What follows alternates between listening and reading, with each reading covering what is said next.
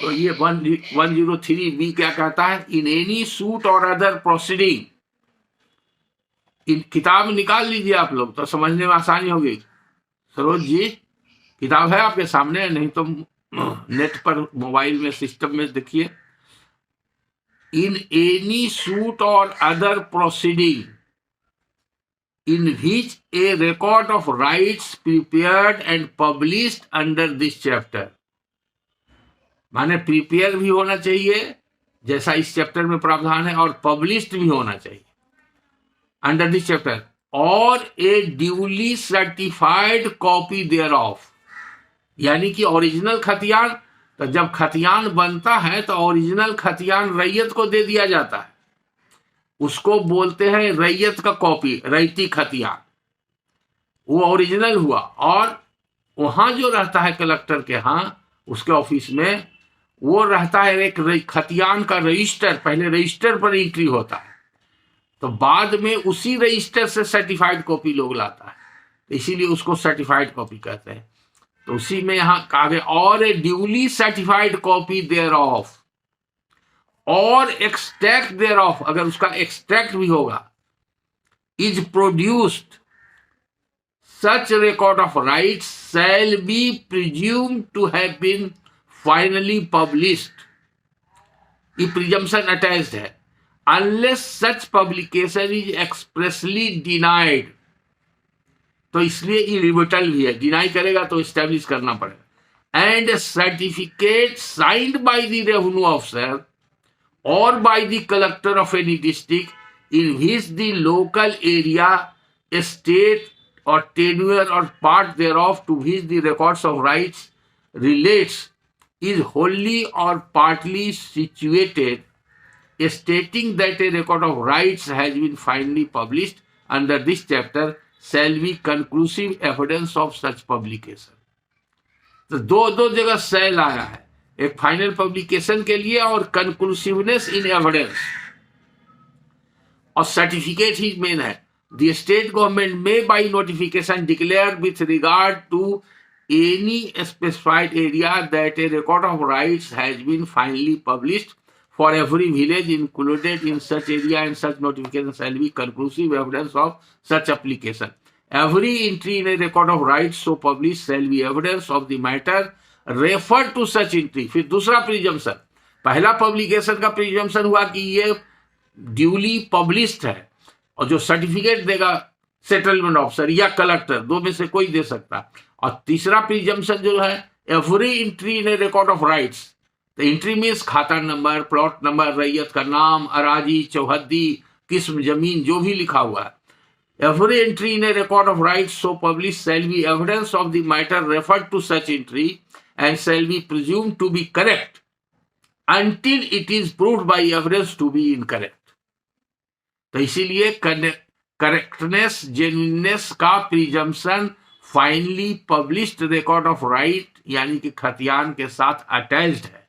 तो ओरिजिनल खतियान रैयत प्रोड्यूस करता है या सर्टिफाइड कॉपी कोई भी व्यक्ति प्रोड्यूस करता है, दोनों पब्लिक डॉक्यूमेंट है, डायरेक्टली एडमिसिबल है, और उसमें जो कंटेंट्स है उसको सही माना जाएगा तब तक जब तक कि वो डिस्प्रूव नहीं होता है बाई कोजेंट एविडेंस। तो बहुत सा केस आजकल आता है कि जिसमें खतियान के एंट्री को चैलेंज करता है। तो 100 साल पहले कैडेस्ट्रल सर्वे हुआ और 100 साल के बाद आज केस ला रहे हैं, तो डायरेक्ट ये तो चलेगा नहीं केस, अगर सिर्फ यही रिलीफ है। और करेक्शन करने का सिविल कोर्ट को अधिकार नहीं है। जो खतियान जो 100 साल पहले बन गया, 50 साल पहले बन गया, उसके एंट्री को करेक्ट कर दे। ये डिक्लेरेटरी रिलीफ मांगेगा, जो स्पेसिफिक रिलीफ में कल बताए थे, उसके तहत ऐसा डिक्लेरेशन मांगा जा सकता है कि ये डिक्लेयर कर दिया जाए कि ये एंट्री में ये सब गलत है। अगर पॉसिबल एविडेंस है, रिलायबल एविडेंस है और एस्टैब्लिश कर देता है, यानी कि इस प्रिजम्पशन को रिवर्ट करने के लिए एविडेंस है, तब किया जा सकता है। तो इसके रिवर्ट करने देखेंगे, इस रिवर्ट करने के लिए क्या सा एविडेंस देना पड़ेगा उसको? इस सर्वे खतियान बनने के पहले का डॉक्यूमेंट और उसके बाद का डॉक्यूमेंट अगर कंसिस्टेंट है, तब पता चलता है कि एंट्री रॉन्ग है। कोई भी डॉक्यूमेंट हो, अगर जब डॉक्यूमेंट नहीं है तो सिर्फ ओरल एविडेंस से तो कोई भी आके कह देगा कि हाँ ये रॉन्ग है, रॉन्ग है, रॉन्ग है, तो नहीं होगा। There must be some documentary evidence to this effect. तो उसमें एंटीरियर एंड पोस्टीरियर दोनों तरह के डॉक्यूमेंट का देखना पड़ता है। तो इसीलिए प्रिजम्पशन ये भी है खतियान का कि ये जो स्थिति है वो कंटिन्यू कर रहा है throughout. There is a presumption of continuity of khatiyan. जो एंट्री है यानी कि जिसका नाम पता दिया हुआ, प्लॉट का जो स्टेटस दिया हुआ, वो कंटिन्यू कर रहा है, ये भी प्रिजम्पशन है इसका। ये presumption both backward and forward भी माना जाता है। तो बैकवर्ड एंड फॉरवर्ड इसलिए माना जाता है कि सर्वे खतियान जिस समय बना उसके पहले से उस रैयत का कब्जा था, तब ने सर्वे ऑथोरिटी लिखा, इसलिए इसको सर्वे सेटलमेंट कहते हैं। ध्यान दीजिएगा, सर्वे एक अलग वर्ड है, सेटलमेंट एक अलग वर्ड है। सर्वे का करना माने छानबीन करना। सर्वे अलग अलग सेंस में भी यूज होता है, अलग अलग तरह का, बहुत तरह का सर्वे होता है। तो छानबीन करना, तो छानबीन किस बात का करना कि एक गांव है, उस गांव में कितने रैयत हैं, उन रैयतों के पास कितना प्लॉट है, किस तरह का जमीन है, उसका वर्गीकरण करना, उसका नापना, उसका नक्शा बनाना, ये सब जो प्रोसेस है इसी को सर्वे कहते हैं। और सेटलमेंट क्यों कहते हैं? सेटलमेंट का माने होता है बंदोबस्ती। ये वर्ड नोट करते जाइए आप लोग, बहुत बार कंफ्यूज करते हैं। सेटलमेंट का हिंदी हुआ बंदोबस्ती। तो बंदोबस्ती कोई अलग चीज नहीं है। अगर लैंडलॉर्ड टेनेंट को सेटल करता है, इसका माने वो लीज करता है। तो सेटलमेंट इज ए लीज। अगर आज के तारीख में बीबीसी एक्ट में देखते हैं तो वो किराएनामा लोग बोलते हैं, किराया देता है। वो नॉन कल्टीवेबल लैंड का, जिसका मकान हो, दुकान हो, इस तरह का इंडस्ट्री हो, कमर्शियल प्रॉपर्टी हो, वो सब का किराएनामा होता है, तो उसको बोलते हैं किराएनामा। बट इट इज लीज, वो भी लीज है। सब 105 टीपी एक्ट में जो लीज डिफाइंड है, और लीज कैसे होता है 107 टीपी एक्ट, ये दोनों मिला के पढ़िएगा तो जितना भी है ये एग्रीकल्चरल लीज हुआ और नॉन एग्रीकल्चरल लीज हुआ। तो सेटलमेंट का माने क्रिएटिंग राइट और interest in favour of the settlee. तो वो राइट एंड इंटरेस्ट क्या हुआ? वो लीज में जो राइट एंड इंटरेस्ट होता है। तो settlement is also a lease. उसी को उर्दू में पट्टा भी बोलते हैं। और सेटलमेंट का हिंदी होता है बंदोबस्ती। पट्टा, बंदोबस्ती, सेटलमेंट, लीज, हुक्मनामा सब एक ही है। हुक्मनामा सिर्फ बीटी एक्ट के तहत एग्रीकल्चरल लैंड के लिए ही जमींदार देता था, अदरवाइज। और हुक्मनामा का मतलब हुआ, हुक्म का माने ऑर्डर। आप जो जुडिशियल ऑर्डर पास करते हैं वो भी हुक्म है, ऑर्डर है। वो सर्टेन एक्ट, सर्टेन प्रोविजन में पास करते हैं, इसलिए उसको हम लोग ऑर्डर या जजमेंट कहते हैं। लेकिन कोई बड़ा पदाधिकारी या कोई आदमी किसी को, एक प्राइवेट इंडिविजुअल भी अपने नौकर को हुक्म देता है कि ये काम करो, अगर ओरल कहता है और लिख के देता है तो भी हुक्मनामा हुआ। उसी को फारसी में बोलते हैं फरमान नामा।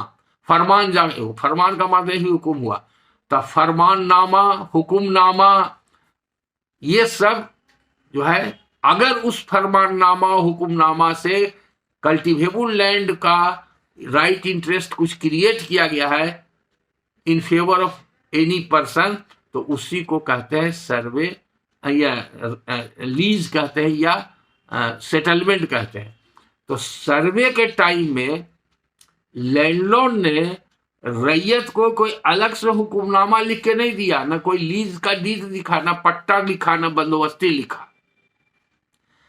सर्वे ऑपरेशन के दरमियान रैयत का नाम पाया गया और उस रैयत का लैंडलॉर्ड कौन था ये पाया गया, और दोनों का एंट्री हो गया। इसलिए जो रैयती खतियान होता है, सर्वे खतियान, तो उसके टॉप में देखिएगा राइट हैंड साइड में हर खतियान में लैंडलॉर्ड का नाम रहेगा।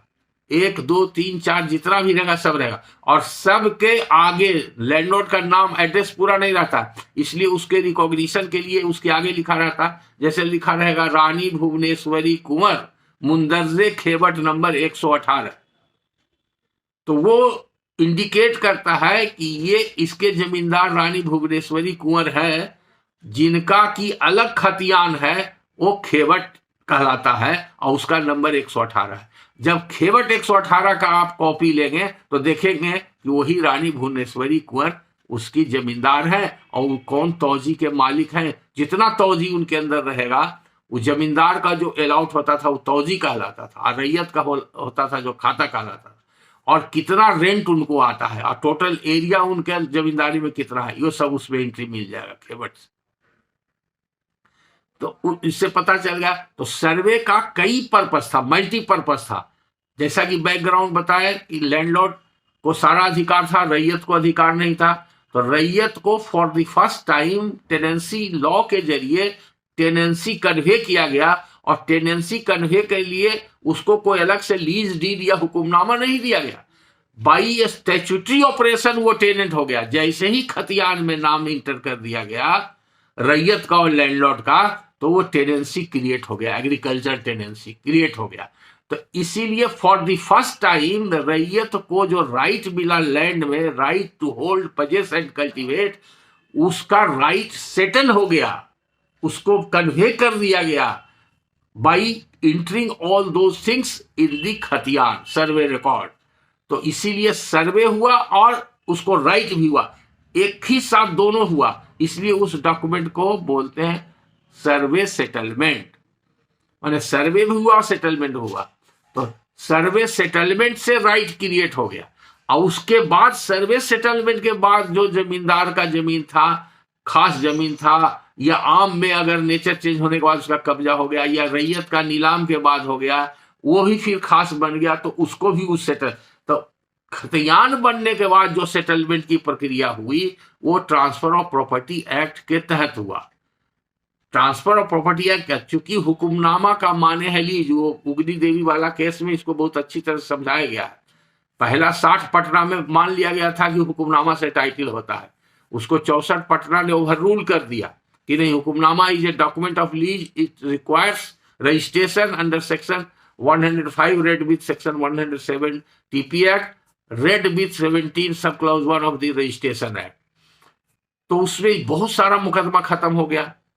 रैयत जो क्लेम कर रहा था जेन्युइन भी, बोनाफाइड भी था, और जबकि उसके पहले कई डिवीजन बेंच जजमेंट में आ गया था, वैलिड मान लिया गया था। अब कुछ डिवीजन बेंच कॉन्ट्ररी जजमेंट दे दिया था, तो उसमें सारा पटना का पहले का और कलकत्ता का सब केस कंसीडर किया गया।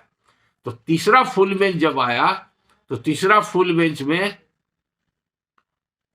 ये उगनी देवी वाला केस में सबको कंसीडर करते हुए प्रिंसिपल डिसाइड किया गया कि hukumnama is a document of lease, no title can pass through this hukumnama unless hukumnama is registered. तो हुक्मनामा नॉर्मली रजिस्टर्ड होता है, एक आख रेयर 1000 में एक आख मिलेगा, आपने एरिया ज्यादा मिला हो तो लोग रजिस्टर्ड लीज भी करते थे। तो पहले दो तरह का लीज दो पार्ट में होता था। लीज डॉक्यूमेंट है, इसको बोलते हैं बायलैटरल डॉक्यूमेंट, जो दोनों लिखता है। ज्यादातर डॉक्यूमेंट यूनिलैटरल होता है, इसे बेचना है तो बेचने वाला सिर्फ लिखेगा कि हम इनको बेचा, खरीदने वाला को लिखने की कोई जरूरत नहीं, उसका एक्सक्यूशन नहीं होता। तो गिफ्ट में गिफ्ट करने वाला दे दिया, डोनी को एक्सक्यूट नहीं करना पड़ता है। उसी तरह से लीज में दोनों को लिखना पड़ता है, लेसर एंड लेसी दोनों को लिखना पड़ता है कि हमने इनको लीज पर दिया, और लेसी लिखता है कि हमने लीज पर दिया। लेकिन ये भी original transfer of property act में नहीं था। 1929 में 107 टीपी एक्ट में अमेंडमेंट हो गया, अमेंडमेंट से सब क्लॉज 3 जो उसमें जोड़ा गया, उसके बाद से ये डॉक्यूमेंट बन गया बायलैटरल डॉक्यूमेंट। 1929 के पहले क्या होता था, जमींदार रैयत को अगर बंदोबस्ती करता था तो वो देता था उसको पट्टा। पट्टा मीन्स हुक्मनामा, पट्टा हुक्मनामा बंदोबस्ती सब एक ही चीज है। तो पट्टा देता था, तो वो रजिस्टर्ड भी देता था, अनरजिस्टर्ड भी देता था, दोनों। तो चूंकि पहले इतना अवेयरनेस नहीं था, रुपया लोगों के पास नहीं था, तो जनरली अनरजिस्टर्ड ही लोग कराता था।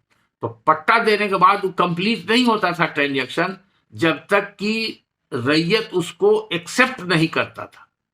तो एक्सेप्टेंस का एक डॉक्यूमेंट लिखा जाता था, उसको बोलते हैं कबूलियत। तो दोनों मिला के हुआ पट्टा कबूलियत, यानी कि लैंडलॉर्ड ने लीज किया और रैयत ने एक्सेप्ट किया कि हमने लीज लिया, तब वो कॉन्ट्रैक्ट बाइंडिंग होता था। तो 1929 के पहले अगर कोई डॉक्यूमेंट आपके यहाँ आवेगा रजिस्टर्ड या रजिस्टर्ड, तो अलग अलग होगा लीज का डॉक्यूमेंट, एक पट्टा होगा एक कबूलियत होगा। 1929 में जब अमेंडमेंट हो गया टीपी एक्ट में, तो उसके बाद वो एक ही डॉक्यूमेंट में लेसर और लेसी दोनों लिखेगा, तभी वो वैलिड लीज होगा। तो हुक्मनामा के बारे में डिसाइड किया फुल बेंच ने कि ये लीज है, इट रिक्वायर्स रजिस्ट्रेशन, अगर रजिस्ट्रेशन नहीं है तो इनएडमिसिबल इन एविडेंस है और इससे टाइटल पास नहीं करेगा, इससे कोई राइट टाइटल क्रिएट नहीं होगा।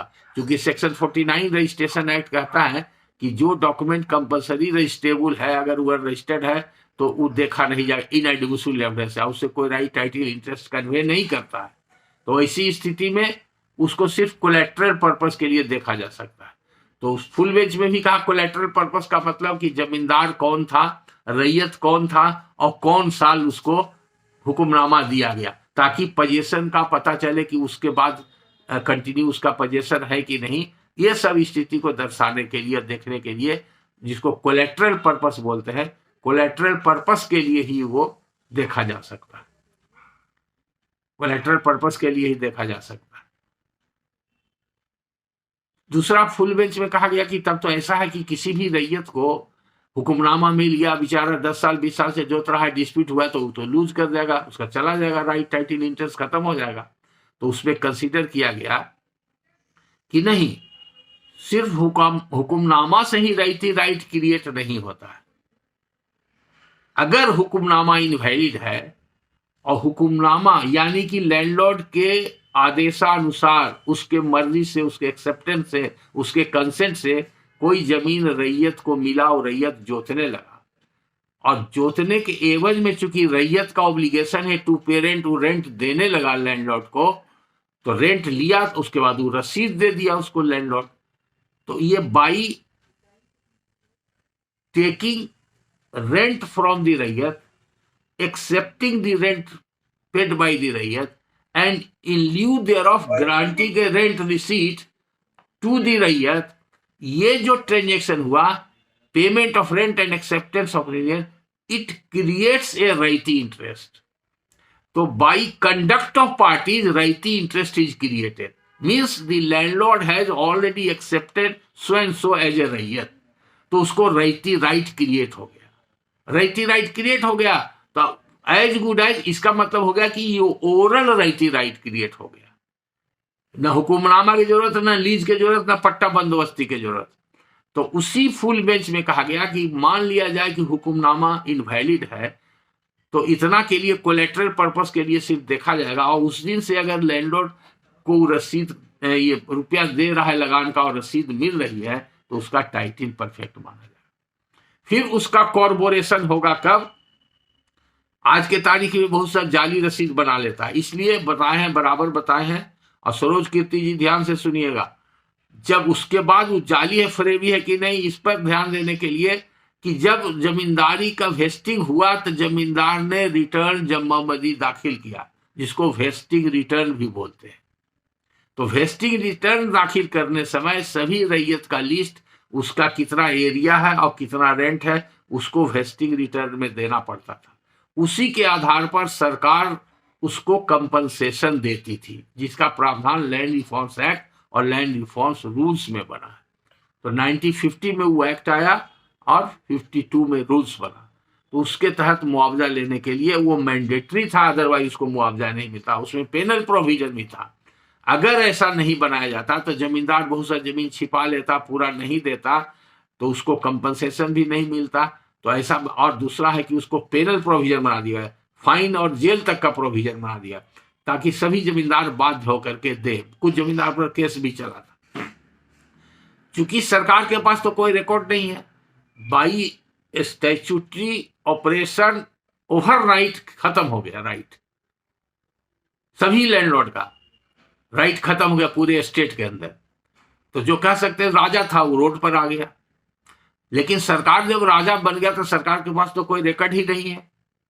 सरकार कहाँ जानती है? पहले तो सरकार के पास कुछ था नहीं कि इस विलेज में या इस डिस्ट्रिक्ट में कितना रैयत है, उसका कितना रेंट है, और रैयत के पास कौन सा लैंड है, कितना लैंड है, कुछ मालूम नहीं सरकार। तो सरकार के पास जो रिकॉर्ड होना चाहिए कुछ, तो इसीलिए बनाया गया कि वेस्टिंग रिटर्न में सारा डिटेल्स के साथ उठेगा, कितना गैर मजरूआ आम जमीन है, कितना गैर मजरूआ मालिक जमीन है, कितना बकास जमीन है, कितना रैयती जमीन है, रैयती जमीन है तो किस रैयत का है। तो इटी ऑब्लिगेटरी हो गया, लीगल ऑब्लिगेशन था लैंडलॉर्ड का। तो इसीलिए अगर कोई जाली फरेबी हुक्मनामा बनाता है तो उसका कॉर्पोरेशन के लिए देखिए कि रिकॉर्ड, जब रिकॉर्ड ऑफ राइट में है उसका नाम की नहीं है। अगर रिकॉर्ड राइट में नाम है तो उसके बाल बच्चा जो आ रहा है उसका राइट कंटिन्यू कर रहा है। अगर कोई बाद में कहता है कि हमको हुक्मनामा से मिला है तो जिस दिन से हुक्मनामा है उस दिन से वेस्टिंग तक उसका कंटिन्यूटी है, पोजीशन का कि नहीं है, और पेमेंट ऑफ रेंट है कि नहीं है। अगर वो पता चलता है तो वेस्टिंग रिटर्न में नाम दीजिए दिया हुआ है कि नहीं दिया हुआ है। अगर वेस्टिंग रिटर्न में नाम दिया हो तब वो सही माना जाए। और फिर वेस्टिंग रिटर्न के आधार पर बिहार सरकार ने रजिस्टर 2 प्रिपेयर किया, जिसको कि जमाबंदी रजिस्टर भी बोलते हैं। और जमाबंदी वर्ड कहीं डिसाइडेड और डिफाइंड नहीं है। बाद में 2011 में इस पर बहुत कंट्रोवर्सी हुआ, डिसीजन आया।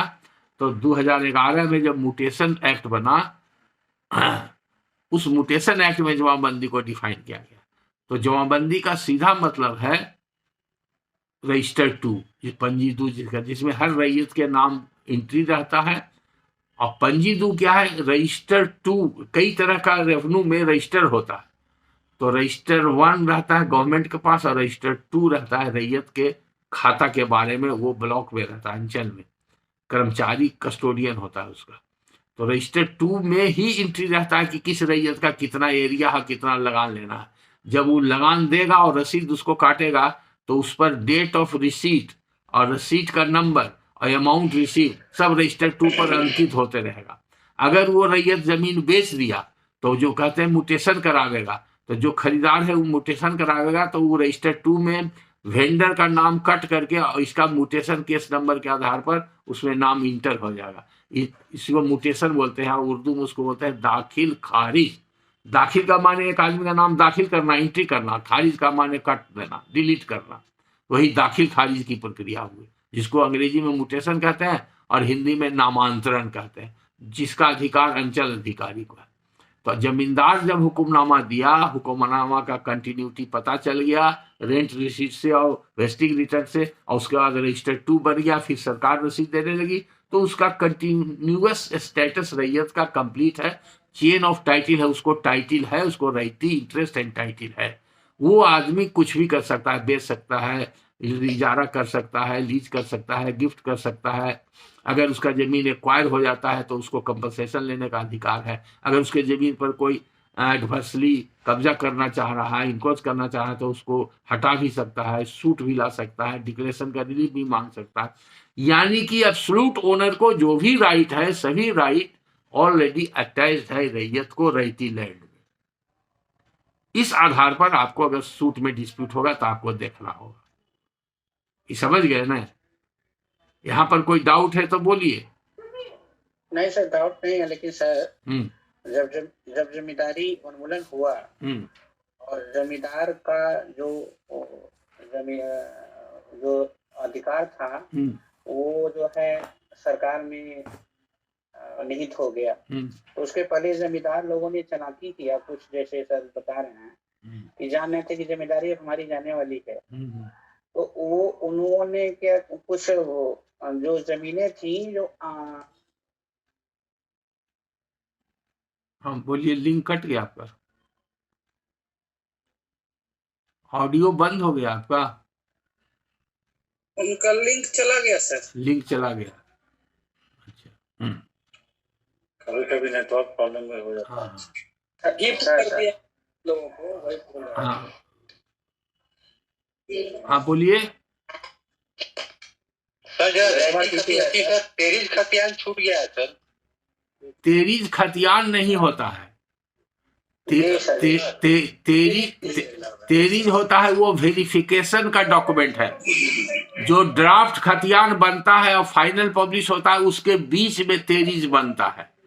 वो स्पॉट वेरिफिकेशन के बाद कि जो ड्राफ्ट बना है वो सही है कि नहीं, वो सब तेरीज में एंट्री होता है। Terij is not a public document of finally वो एडमिसिबल, वो कंक्लूसिव नहीं है। जैसे ड्राफ्ट है वैसे वो कंक्लूसिव नहीं है, तो पब्लिक डॉक्यूमेंट लेकिन उस पर्पस के लिए वो इस्तेमाल नहीं होता। तेरीज आजकल लोग जाली बना के बहुत ले आता है, तेरीज से कोई राइट टाइटल इंटरेस्ट नहीं होता है। तेरीज को जब भी आवे तो तेरीज का नो वैल्यू, इग्नोर कीजिए, कोई एविडेंसी वैल्यू नहीं है, कोई एविडेंसी वैल्यू नहीं। श्री प्रकाश जी का सुन लिया जाए सर। हाँ बोलिए, प्रकाश जी कनेक्ट हो गए?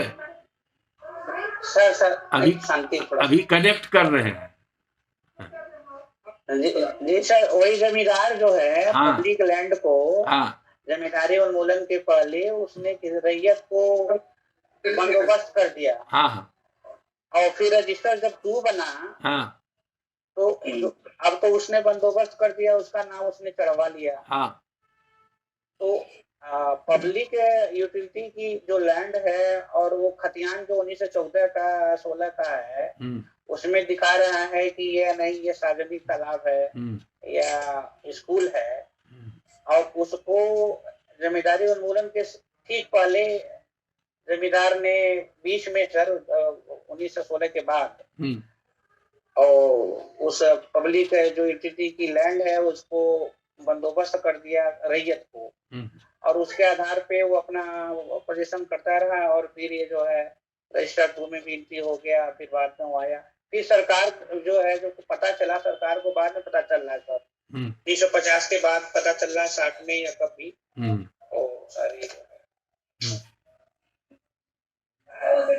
तो क्या आपका सवाल क्लियर नहीं हुआ? सवाल क्या पूछना चाहते हैं? सवाल क्लियर आपका नहीं हुआ? Question please sir. आप क्वेश्चन नहीं कीजिए। What is your question and what is your problem? Sir mobile में प्रॉब्लम है उनके, मोबाइल में सर। मोबाइल में है तो हम जो जानना चाहते हैं हम पहले बता चुके हैं, ध्यान नहीं दिया, फिर हम उसको रिपीट कर देते हैं। ये आपको बताए कि वन क्वेश्चन सर।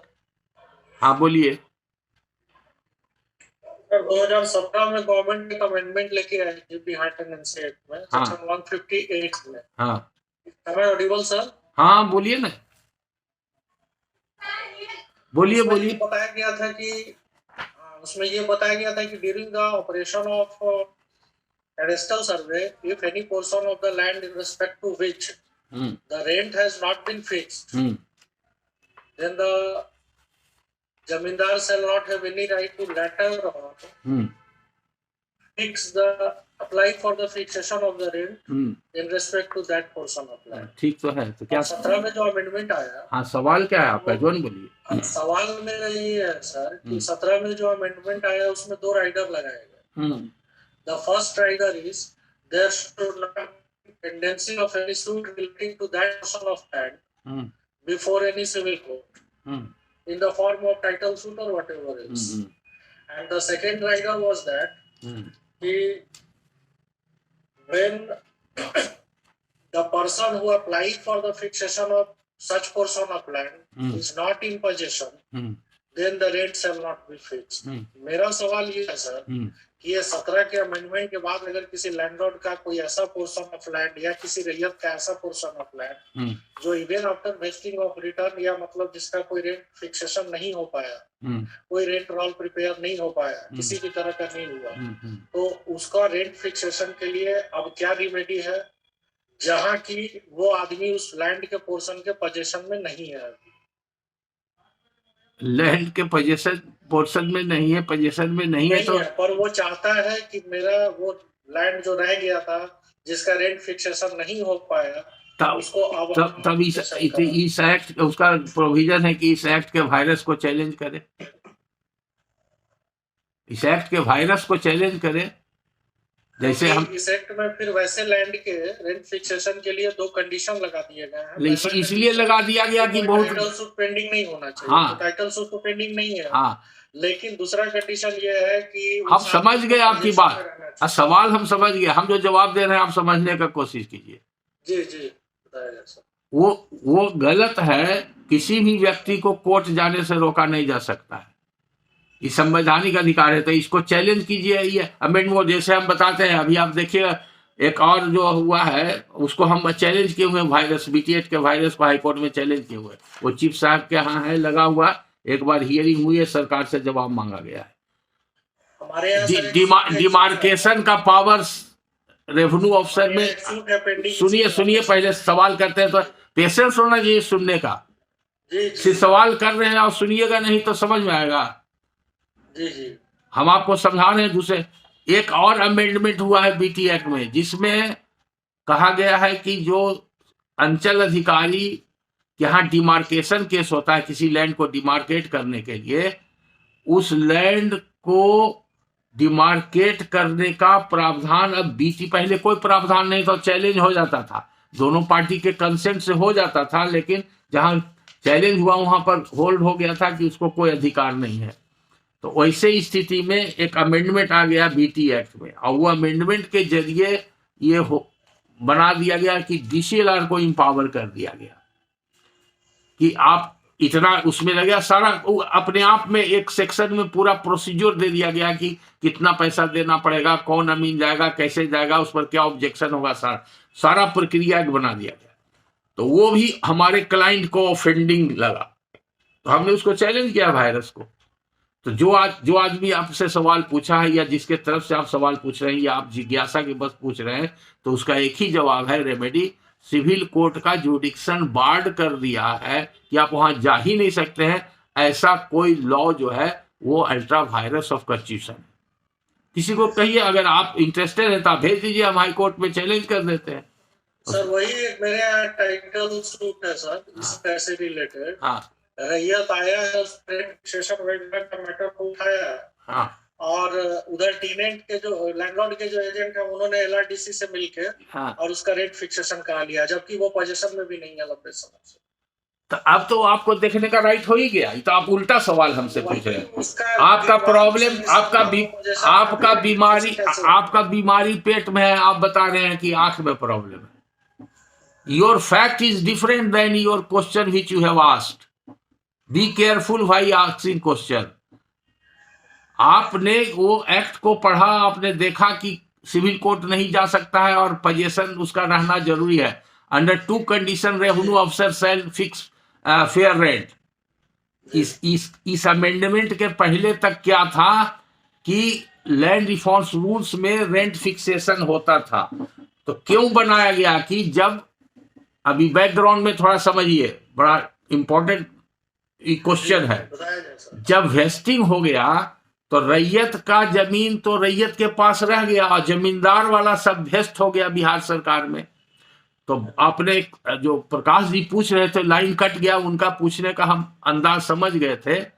वो था कि जमींदारी जाने के समय जमींदार लोग बहुत सा होशियार था, तो अपना जमीन को बचाने के लिए अपने रिलेटिव्स, फैमिली मेंबर्स, सर्वेंट्स वगैरह के नाम से वो सेटलमेंट दिखा देता था वेस्टिंग रिटर्न में, ओरल सेटलमेंट कर दिया। वो फेक ही रहता था। तो उसको भी इंक्वायरी करने का प्रावधान लैंड रिफॉर्म्स एक्ट और रूल्स में था। और जो उसके पास अपना जमीन था बकास, तो वो रैयत से लगान लेता था, लेकिन जमींदार जो है अपने जमीन का लगान किसी को नहीं देता था, क्योंकि तो लगान लेने वाला था। तो इसलिए वैसे जमीन को बोलते हैं बेलगान। तो जितना भी बकास, खुदकाश, जिरात होता था सब बेलगान होता था। और रैयती जमीन किसी 3 मेथड से बताए जमींदार के पास आया तो आने के बाद सब बेलगान हो गया।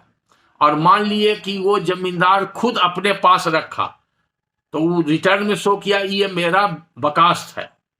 तो जैसे वो शो किया ये मेरा बकास्त है, तो जमींदारी जाने के बाद उसको सरकार के यहाँ एप्लीकेशन देना पड़ेगा रेंट फिक्सेशन के लिए उस जमींदार को, क्योंकि पहले वो जमींदार था, अब वेस्टिंग के बाद वो रैयत हो गया, जमींदार सरकार हो गई, उसका स्टेटस बदल गया। तो वो जो दरखास्त देगा उसी को बोलते हैं काबिल लगान केस। ये 55-56 से वेस्टिंग जब हुआ उसके बाद से 10-15 साल तक खूब होते रहा काबिल लगान केस, यानी रेंट फिक्सेशन केस। उसमें फॉर्म है, फॉर्म एम है, फॉर्म के है, फॉर्म एन है, फॉर्म एल है, सब रूल्स में प्रिस्क्राइब है। डिफरेंट एप्लीकेशन किस फॉर्म में होगा, नोटिस किस फॉर्म में बनेगा, अदर साइड ऑब्जेक्शन किस फॉर्म में देगा, और जब अलाउ होगा तब किस फॉर्म में वो रेंट फिक्सेशन बनेगा, उसी को रेंट रोल बोलते हैं। वो सब पब्लिक डॉक्यूमेंट है। और रेवेन्यू ऑफिसर का जो ऑर्डर होगा वो पब्लिक। इसी तरह का एक केस अभी हम हाई कोर्ट में बहस किए थे, ये लॉकडाउन के पहले, माने 2.5-3 साल पहले, जस्टिस जसवाल साहब के यहाँ था मैटर। जहानाबाद में हमारा क्लाइंट है, उसके क्लाइंट में बिहार सरकार ने IIT का ITI का कॉलेज खोल दिया बिना उसके कंसेंट के, बिना एक्वायर किए हुए, जबरदस्ती। वो लोकल में वो एप्लीकेशन आप बताए थे, याद है ना? हाँ, तो उसमें लोकल में एप्लीकेशन दिया, कुछ नहीं हुआ। उसके बाद वो आ गया सूट में। वकील साहब जो सूट फाइल किए उनको सब डॉक्यूमेंट दिखाया, उनको नहीं समझ में आया। वो सब डॉक्यूमेंट का जिक्र नहीं किए, सीधे सूट फाइल कर दिए मेरा रहती जमीन है। वहां इंजंक्शन रिजेक्ट हो गया तो हाई कोर्ट में इंजंक्शन मैटर में आया था। तो ये बात को समझाने में हमको हाई कोर्ट में भी अच्छा समय लग गया था। वो रेंट रोल का जो था सर्टिफाइड कॉपी, उसको कंसीडर ही नहीं किया गया था और उसी से सब तय हो जाता था। वो आदमी खुद जमींदार था, उसका बकास था, और बकास के बाद वो रेंट फिक्सेशन करवाया था और कुछ जमीन उसने दूसरे जमींदार से बंदोबस्ती में लिया था। 3-4 नेचर का रेंट था। तो ये सब नहीं समझिएगा तो मिस्टेक होगा। तो अगर रेंट फिक्सेशन उस जमाने में हुआ था, सो मच सो गुड। अगर उस जमाने का आज तक नहीं हुआ है, जैसे कुछ जमीन अभी हमारे पास है जिसका रेंट फिक्सेशन हमने नहीं करा है, और जमींदारी जाने के बाद बहुत सा जमीन का तुरंत कराते गए। कोई 60 में कराया, कोई 62 में कराया, कोई 64 में कराया, कोई 74 में कराया, वो सब कराते गए जो हम लोग का अपना बकास जमीन था। उस अभी कुछ जमीन अभी भी बचा हुआ है, तो उसका हम लोग जब चाहे करा सकते हैं, उसमें कोई लिमिटेशन नहीं और उसमें सरकार को फायदा है। अगर आज हम कराते हैं तो 1956 से ही बकाया रेंट सब देना पड़ेगा, टोटल एरियस जोड़ के देना पड़ता है, तो सरकार को तो उसमें फायदा है।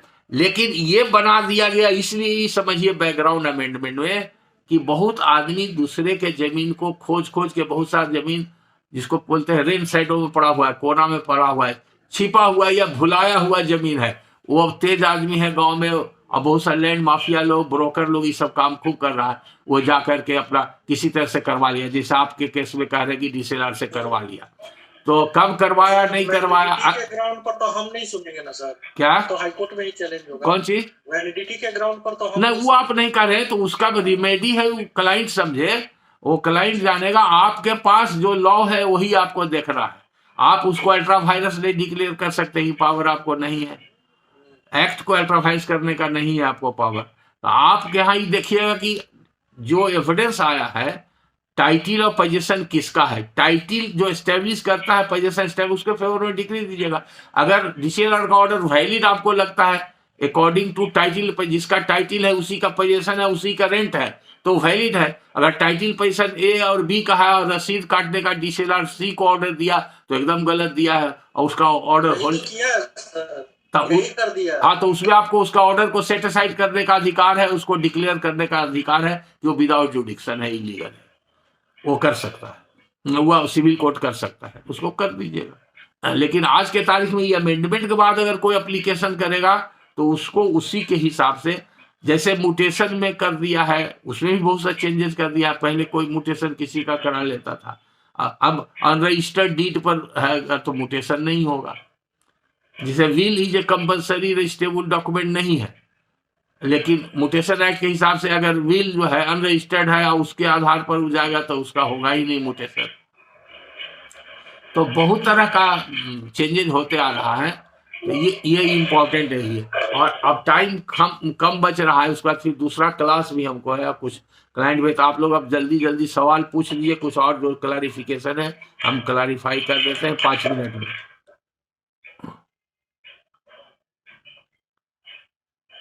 I have got 5 minutes more. Any question which you want to may put?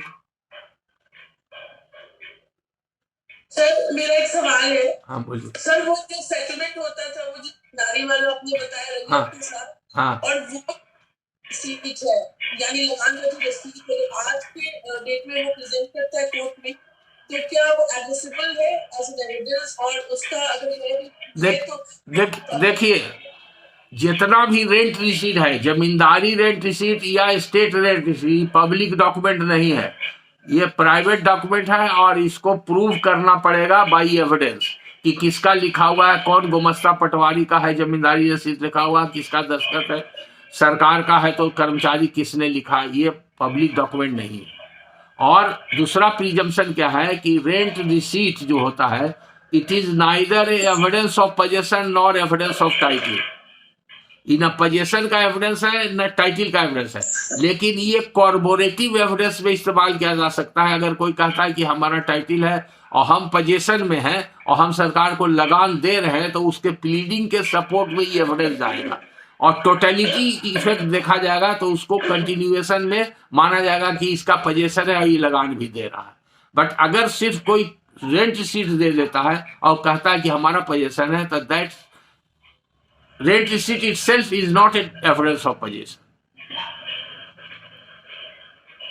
Any other question?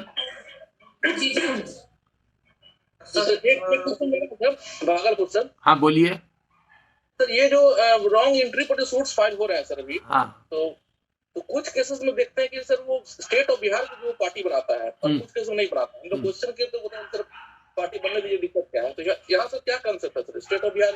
देखिए, जो रईती लैंड है उसमें स्टेट ऑफ बिहार को नेसेसरी पार्टी नहीं है।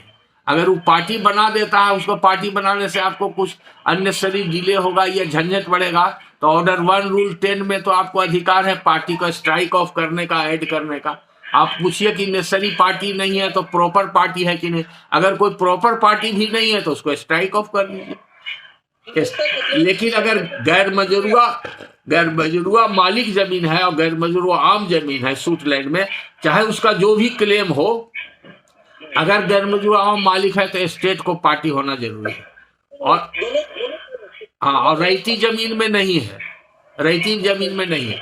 दूसरा एक इम्पोर्टेंट बात बताना चाहते हैं जो बहुत कम लोग जानते हैं, और आज पहली बार आप लोग को बता रहे हैं। एक बार और पिछले क्लास में हम बताए थे, जब कोई सवाल पूछा गया था तब, जितना सिविल कोर्ट में सूट आता है गैर मजरूआ आम के लिए, वो पब्लिक प्रॉपर्टी के लिए, जिसको यूटिलिटी वाला लैंड बोलते हैं, किन्हीं का डिस्टरबेंस आ रहा है, ऑडियो को म्यूट करिए, काइंडली म्यूट योर ऑडियो, सब डिस्टर्बिंग साउंड इज कमिंग। तो देखिए, जमींदारी वेस्ट किया 1950 में by Bihar land reforms act, लेकिन जमींदारी वेस्ट करने के पहले 1947 में ग्राम पंचायत राज एक्ट बन गया। तो ग्राम पंचायत राज एक्ट में सेक्शन 47 कहता है कि जितना भी गैर मजरूआ आम लैंड है उस पंचायत में, वो ग्राम पंचायत में वेस्ट कर जाएगा। Gram panchayat is a legal entity, juristic person. तो वो ग्राम पंचायत में, तो सरकार के यहाँ जब वेस्टिंग का कानून आया 50 में, सरकार में वेस्टिंग का, तो माइनस गैर मजरूआ आम, माने गैर मजरूआ आम सरकार में नहीं वेस्ट किया, वो वेस्ट किया गैर मजरूआ आम छोड़ करके गैर मजरूआ मालिक, जिसको कि मालिक के कब्जा में नहीं था और मालिक ने सेटल नहीं किया था, वो सब वेस्ट कर गया। दूसरा, मालिक का जो अपना कचहरी था, उसका गोला था, उसका और कोई इंडस्ट्री था, जलकर था जिसमें तालाब था, जिसमें जलकर लगता था, बगीचा था, फलकर, जलकर फलकर, इसको बोलते हैं इनकम्बरेंस। तो वो जिस लैंड में इनकम्बरेंस था और ये सब एक्टिविटीज होता था, वो सब सरकार में वेस्ट कर गया। जमींदार को एग्जेम्पशन में मिला जो उसके पर्सनल कल्टीवेशन में था, कल्टीवेबल लैंड, और उसका मकान और मकान से अटैच्ड अगर कोई तालाब है, मंदिर है, गार्डन, ओर्चार्ड वगैरह है, वो जितना भी एरिया हो, 1 बीघा 10 बीघा, वो सब एग्जेम्प्टेड हो गया, वो जमींदार का हो गया, उसका जमींदार रैयत हो गया वेस्टिंग के बाद। तो उस जमींदार को भी रैयत बनने के बाद रेंट फिक्सेशन कराना पड़ता है अपने लैंड के लिए। समझ गए सर? एक क्वेश्चन है सर। हाँ सर बोल रहे थे कि रैयती जमीन का अगर नेचर चेंज करके कोई कल्टीवेटिव लैंड है उसको सर कमर्शियल बनाना चाह रहा है, हाँ, तो उसके लिए सर उसको कहाँ देना पड़ेगा? उसके लिए एप्लीकेशन पड़ता है डिस्ट्रिक्ट मजिस्ट्रेट या DCLR, डिजिग्नेटेड अथॉरिटी है, उसमें प्रावधान बना हुआ है। शायद DCLR को ही अभी पावर नोटिफिकेशन से निकलता है। हाँ, DCLR का ही नोटिफिकेशन होते रहता है, बाई ऑफिशियल या बाई पर्सनल नेम से, उसी के यहाँ देना पड़ता है। लैंड यूज कन्वर्शन वही दे। हाँ, उसी के यहाँ देना पड़ता है। आजकल बहुत जरूरी हो गया है, इसलिए कि अगर कोई खेती के जमीन में बना रहा है, कोई इंडस्ट्री बना रहा है, या सिनेमा बना रहा है या कोल्ड स्टोरेज बना रहा है या किसी तरह का कॉमर्शियल एक्टिविटीज करने के लिए उसका यूजर चेंज कर रहा है, तो लोन उसको देगा ही नहीं बैंक। और उसको पहले कन्वर्सन से, इवन कि वो पेट्रोल पंप, रोड के किनारे बहुत सब खेती की जमीन है, पेट्रोल पंप जितना भी बन रहा है खेती की जमीन में, तो सबसे पहले ऑयल कंपनी उसको मांगता है कि लैंड यूजर चेंज करने के आप सर्टिफिकेट बना के लाइए, तो उसका सर्टेन अमाउंट पे करना पड़ता है गवर्नमेंट को।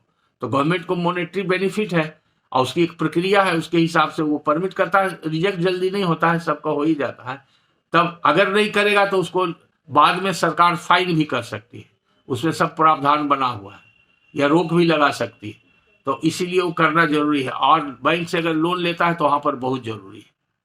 आई think we have covered all the questions. I think section 75 का रेमेडी कहाँ लेंगे सर, बीटी एक्ट का लीगल एक्सट्रैक्शन के लिए? सेक्शन 75 बीटी एक्ट का रेमेडी, सेक्शन 75 क्या कहता है पहले ही समझिए। लीगल एक्सट्रैक्शन का मैटर है सर, जमींदार। हाँ, तो क्या है उसके लिए रेमेडी कहाँ लेंगे? कोर्ट जाना होगा कि एक्जीक्यूटिव अथॉरिटी के पास? Penalty for illegal exaction by landlord or agent of landlord. If a landlord or his agent levies, except under any special enactment for the time being enforced, from a tenant of such landlord any sum of money or anything in kind in excess of the rent or local cess lawfully payable by such tenant and the interest payable on an arrear of such rent or cess, landlord or agent, as the case may be, shall be punishable with simple imprisonment for a term which may extend to 6 months. ये तो landlord के time के लिए था, landlord इसको करता था, इसको डिलीट नहीं किया गया। आज के तारीख में सरकार तो ये काम करती ही नहीं है। तो ऐसा सवाल आपके कहाँ मन में आया? जानकारी के लिए एकेडमिक उसी से अच्छा, आज ये समझिए ये एब्सोल्यूट हो गया, आज ये एब्सोल्यूट हो गया। लैंडलॉर्ड ऐसा करता था तो उस समय रेवेन्यू ऑफिसर कहलाते थे, रेवेन्यू ऑफिसर के पास होता था। आज के अगर आज कोई लिमिटेशन भी है क्या? किसके लिए? रॉन्ग सर्वे के फाइलिंग का कोई लिमिटेशन? रॉन्ग सर्वे करके नहीं होता है, डिक्लेरेटरी सूट होता है। कितना तरह का सूट होता है आपको बता दिया था। डिक्लेरेटरी सूट में डिक्लेरेशन के लिए लिमिटेशन है ना, आर्टिकल 54, 55, 56 3 आर्टिकल है, लिख लीजिए। अभी नोट कर लीजिए, आप लोग नोटे नहीं करते हैं, और नोट करते हैं तो बाद में नोटबुक भुला देते हैं। पहले भी बताए हैं 3 ही आर्टिकल है दुनिया में, जितना तरह का डिक्लेरेशन आपको मांगा जाता है इंडिया में, दुनिया नहीं इंडिया में, वो सब का 3 ही आर्टिकल है। तीनों आर्टिकल में 3 साल लिमिटेशन है, और अलग अलग आर्टिकल में किस दिन से लिमिटेशन चलेगा। तो ये आपको बता चुके हैं कि खतियान के एंट्री को करेक्ट करने के लिए आज के तारीख में कोई सूट नहीं आएगा, वो नहीं चलेगा। लेकिन declaration of wrong entry in khatiyan ये सूट आएगा तो उसका cause of action within 3 years होना चाहिए, जिस दिन उसको कॉज ऑफ एक्शन हुआ। तो 3 साल लिमिटेशन है। तो सर लोग बोलते हैं कि हमको पता नहीं था और हमारे जमीन पर आती हमें कब्जा करने चला। हाँ, तो पता नहीं था। It is lame excuse, lame excuse. धड़ाधड़ कीजिए ना, 2-4 गो डिसमिस, सबको पता चल जाएगा। जहां एक आंख गलती से सूट इंटरटेन हो गया और उसमें डिक्री मिल गई, तो वो वकील साहब 50 गो सूट इसी तरह का फाइल करेंगे खोज खोज के कि अरे तुमने दादा, किसी का दादा बेच दिया है, किसी का दादा दान में दे दिया है, कोई भूदान में दे दिया है। अभी भूदान का केस बहुत सब आ रहा है, और उसका बेटा पोता परपोता तैयार हो गया कि खतियान में देख लिया मेरा है, और कोई कहानी लेकर के आ गया। ये सब 99.9% फॉल्स केस हो रहा है जहां भी हो, पूरे बिहार स्टेट में। आप ये उसमें थोड़ा कॉन्शियस रहना पड़ेगा जुडिशियल अफसर को, और उस हिसाब से उसको देखना पड़ेगा। और वो लेम एक्सक्यूज नहीं कि हमको पता ही नहीं था। तो नहीं पता है तो जो सोता है वो खोता है, और जो जागता है वो पाता है, बहुत पुरानी कहावत है। तो नहीं पता था तो लैंड भी लापता हो जाएगा। सिविल कोर्ट को क्यों इतना फिक्र है इसमें कि हम उसको जो लापता है खुद अपने, उसको खुद पता नहीं, उसको सिविल कोर्ट खोज के देगा। There must be some sufficient explanation which is acceptable, reliable and admissible in evidence. खाली बोल दिया, उस पर एविडेंस आपको क्या दिया? उसी गांव में रह रहा है, उसी गांव में उसका वोटर लिस्ट है, उसी गांव में उसका बाल बच्चा पैदा हुआ, उसी गांव में उसका बाल बच्चा पढ़ा, शादी भी हुआ, कहिए इस सब चीज का एविडेंस लाके दीजिए। तो आप एविडेंस दीजिए कि कितना दिन से कितना दिन तक गांव में नहीं थे, सब केस डिसमिस हो जाएगा। पास ए डायरेक्शन, ये तो अधिकार है आपको। खतियान बना 1910 में, तो उस समय आपके पिताजी थे कि चाचा थे कि दादा थे, कौन थे, और उस समय उनका एब्सेंस था विलेज से। प्रोसीडिंग कब से कब, कोई लिखता है कि सर्वे ऑपरेशन इस दिन से शुरू हुआ और इस दिन एंड किया, उस समय हमारे पिताजी जीवित थे या दादा जीवित थे और वो नहीं थे, बाहर चले गए थे, मर गए थे, कोई लिखता है? सीधे लिखता है हमको पता है। तुमको क्यों पता रहेगा? खतियान बना 100 साल पहले और उसका पैदाइश हुआ है आज 50 साल बाद, 40 साल बाद, 60 साल बाद, तो उसको कैसे पता रहेगा? तो जो लिखने वाला भी वैसे ही है, पढ़ने वाला भी वैसे है, और उस पर सीधे मान लेना वाला भी वैसे है। सबका जो हालत है इनकी, वो हालत गए इनकी कहावत है।